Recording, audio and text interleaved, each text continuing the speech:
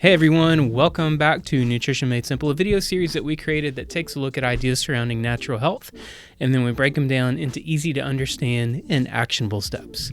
My name's Brian Strickland. Here with me again is Ed Jones. He is the founder and owner of Nutrition World. And in case you didn't know it, February is actually Heart Health Month. And so that's what we're going to be focusing on for the month of February. And today we're doing something a little unique, and that's taking a look at 5 different foods that you may have heard that are bad for your heart somewhere down the road, but we want to challenge that idea and take a second look and maybe say they're not as bad as you think. So with that being said, we're going to go ahead and get right into it. And number 1 on our list is actually eggs. And it's likely that you've heard cholesterol comes with eggs. They're bad for your heart. They're not good for you, but they're actually a great source of protein and not as bad as you think. So Ed, can you tell us a little bit about why eggs aren't as bad as people might think? Thank you, Brian. And you know, there's the word, I think it's called medical inertia, and it has to do with certain myths and concepts of health that even despite new research, it takes sometimes a decade or two for the tide to turn to new ideas, and the olds just keep refreshing itself. Well, eggs are one of those. Yeah. Many years of my life, especially the first half, eggs were toxic and they were demons and poison. Listen, people, eggs, especially if they're grown properly, are one of the most powerhouse nutrient-dense foods ever. In fact, we know that eggs have a tremendous amount of neuroprotective nutrients in them, from choline to the highest level of quality protein, probably of most foods on earth. I am a very big fan, and I consume eggs pretty readily.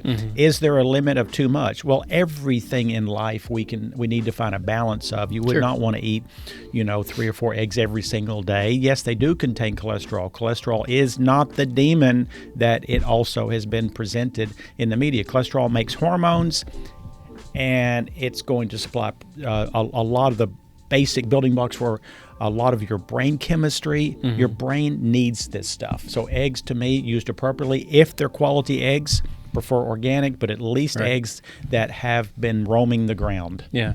And I think it goes without saying, any of the things that we mentioned today, we're talking about good quality sources of these foods. I mean, with eggs, of course, local is better if you can get free range, organic fed chickens, that are laying the eggs. That's really what you're looking for. But of course, we know sometimes you just have to do the best you can, and that's okay. So before we move on, just practically, you said, there's a limit to any of these foods. What are we looking for with eggs in that upper limit? I think, again, we have to individualize each person as to their genetics and their tendencies in life. Okay. I eat probably about 7 eggs a week, maybe at most 10. Some weeks I may not eat any, but most weeks I eat between 5 and 10 eggs. Now, we don't want cholesterol to be just skyrocketing. There's even though I feel like cholesterol is such a good, healthy product in the basic mix of our life, there are a few people who are sensitive, and we have to watch that. That's where blood testing comes in, making sure you're not one of those few, which I would say is in the 10% or less people. So somewhere between 1 to 8 eggs a week, to me, would be very manageable. Again, I'm not giving your medical advice, and if you want to follow the other advice of traditional, then of course, please do so. And I certainly won't have a lot of the medical fans backing me up. But the people I trust, my life history of 43 years observing what people eat and how their health progresses as the decades go on, has shown me that I value eggs greatly. Okay, well, fair enough. Next on our list is actually red meat and organ meat. We're lumping those kind of into the same category. And of course, this goes without saying, red meat has plenty of health benefits. It shouldn't be written off completely. It's a great source of omega-3 and other things, and we're going to get into that in just a second. But what is it that scares people about red meat when it comes to heart health? Well, again, we've been told certain things. Like we were told that we need to be on a low-fat diet from about 70 to 1990, maybe even longer. And that was completely proven to be wrong. we have consumed way too many carbs because we cut out all the fat, and it has been devastating to the health of this nation, in my opinion, especially with weight. And red meat is a storehouse of great nutrients. I mean, chicken doesn't hold a candle to red meat. In fact, I've cut down my chicken consumption by 80% because the omega-6 content, which is the fat that produces inflammation, is so much higher in chicken than it is red meat. Okay. You know, one of my coaches, Adam, is really schooled in all of this, and he's really turned the corner for me as far as my choices of food. Again, it's the quality. We try the best we can. Sometimes we have to settle for the best that's in front of us, but I value red meat now. I don't value chicken, and it is so beneficial, from iron to B vitamins to the protein content. Amino acid profiles. Yes, it turns to muscle quicker. In fact, one of my favorite authors, I know him. He's been on my podcast, The Holistic Navigator. He's a cardiologist, Dr. Wolfson. Page 46 of this book, he's saying how beneficial red meat is. This is a cardiologist speaking. Of course, he does think outside the box.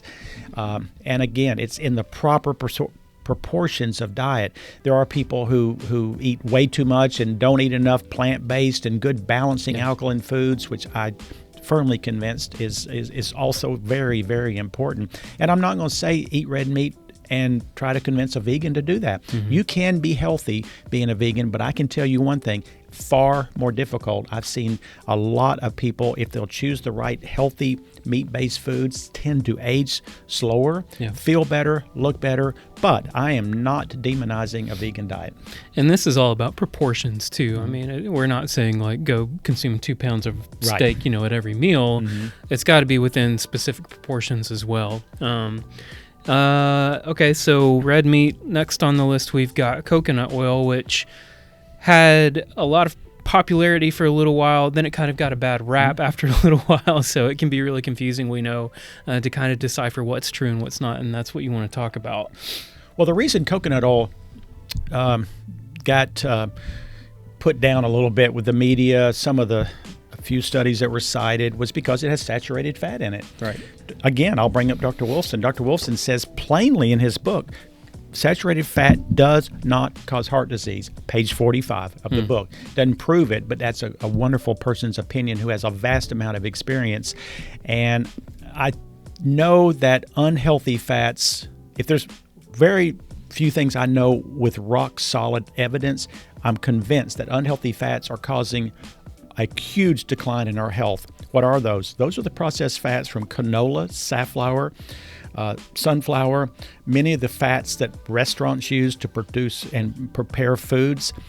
The reason is because it's unstable. It's modestly unstable, and the processing that it was required to make that oil is so full of damaging molecules to our mitochondria, to cancer rates, to macular degeneration is humongous. That's one reason we have such an epidemic.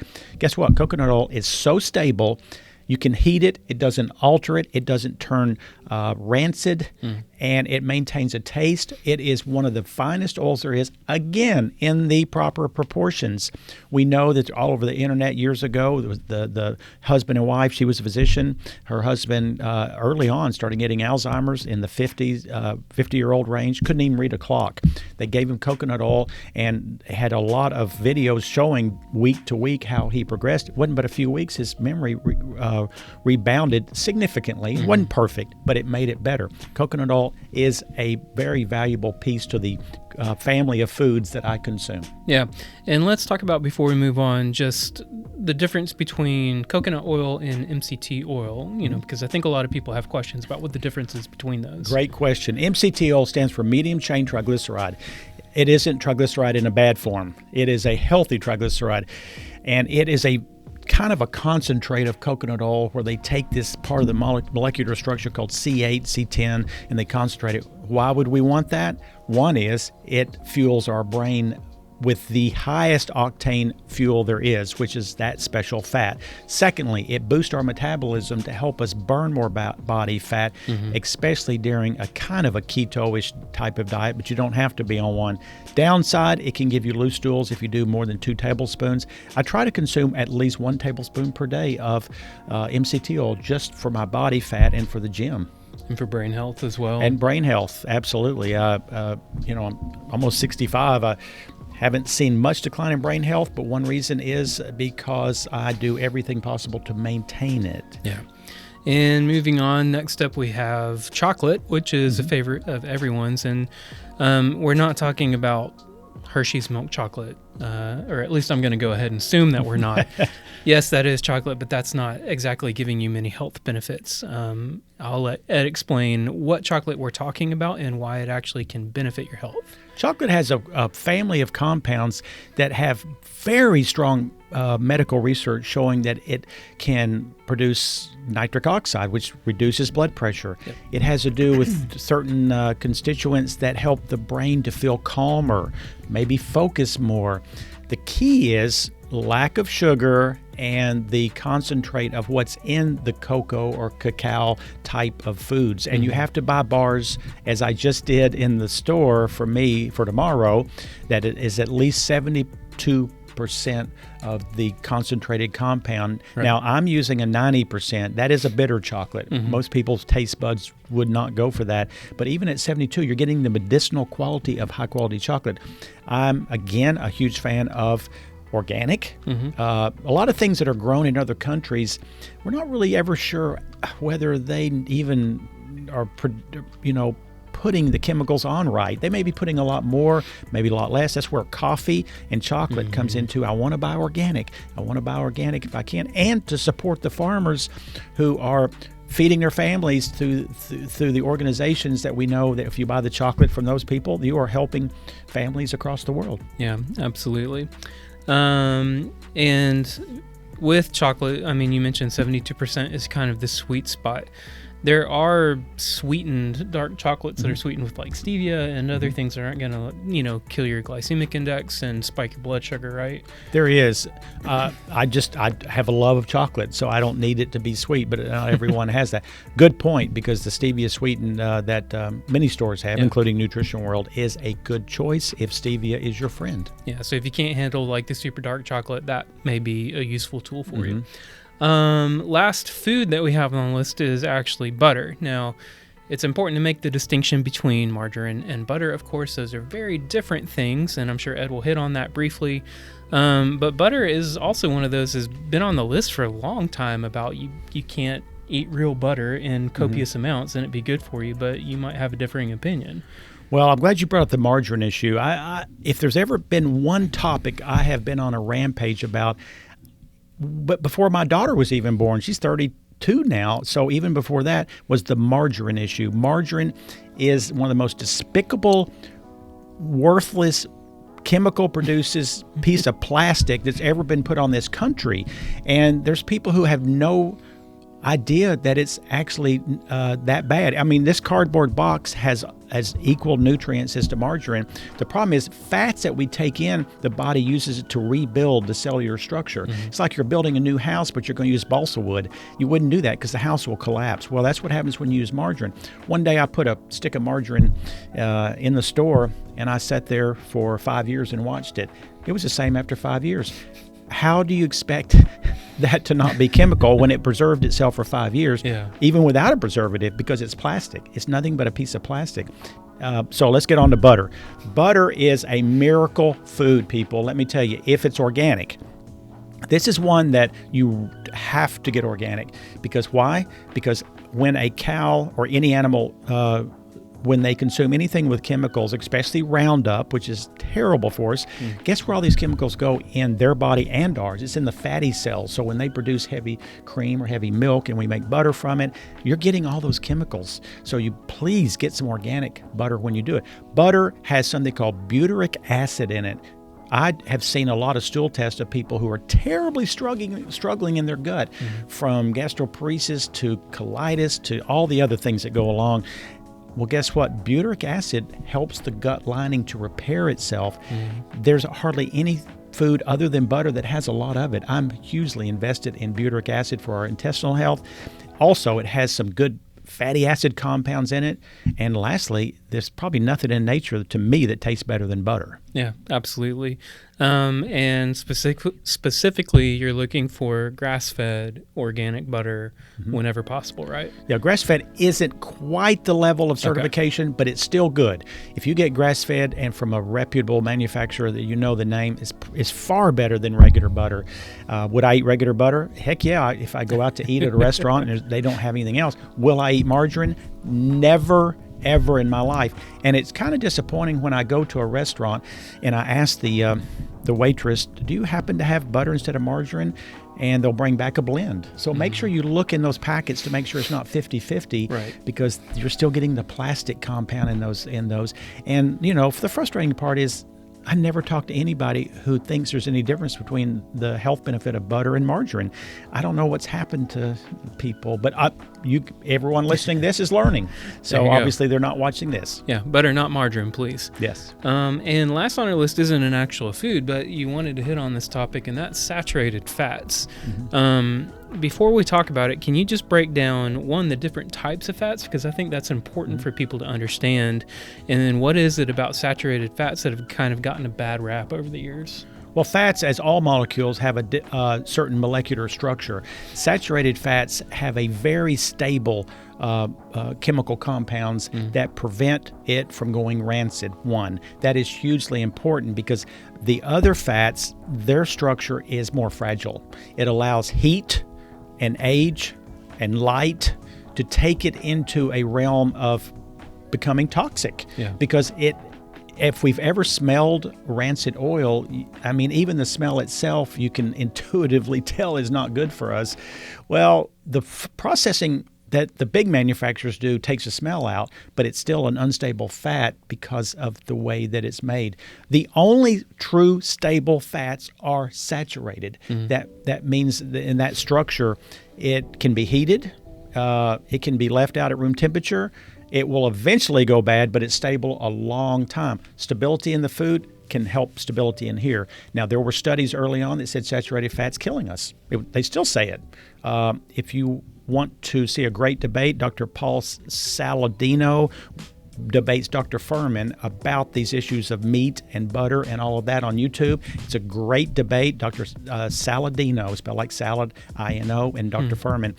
But I really lean strongly to a saturated fat type of diet. And again, in proportion to other healthy foods, healthy water, my supplements, my exercise.